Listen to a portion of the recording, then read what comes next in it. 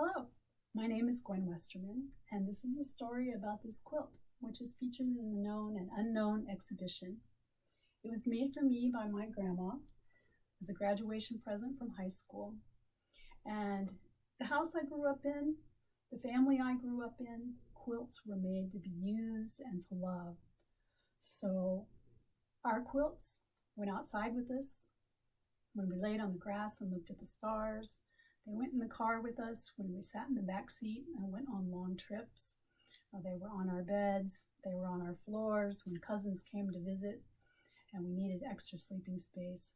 So quilts were useful. Quilts were meant to be used in my family. And my grandma would not have considered herself an artist in any way, shape, or form. She just loved to quilt. So when I started sewing my own clothes, when I was about 12 years old, I would save the scraps that were left over from whatever shirt or dress I made and take them to my grandma. And later on, they would show up in quilts. So this quilt includes fabric that came from blouses that I made, from a skirt that I made.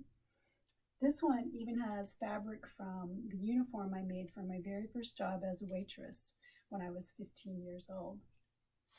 So these fabric scraps have had a long life.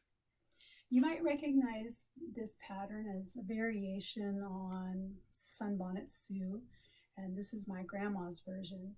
So each of these little native women have braids made of embroidery floss. Their heads are covered with black corduroy fabric, and then their ankles and moccasins are hand embroidered. So this is hand pieced, hand quilted, and that's what my grandma always did. She rarely bought new fabric except to create the borders for each block and then the quilt itself. So her favorite quilt batting was Mountain Mist, and it was always an exciting time when we would go to the store and buy a roll of batting because it meant that she was almost finished with a quilt. There is some damage here over the years. There's some places right here where the fabric has pulled away and there's a little bit of a hole all the way through. Some of the braids are loose, and because it's been washed and loved, there are places where the batting has kind of bunched up.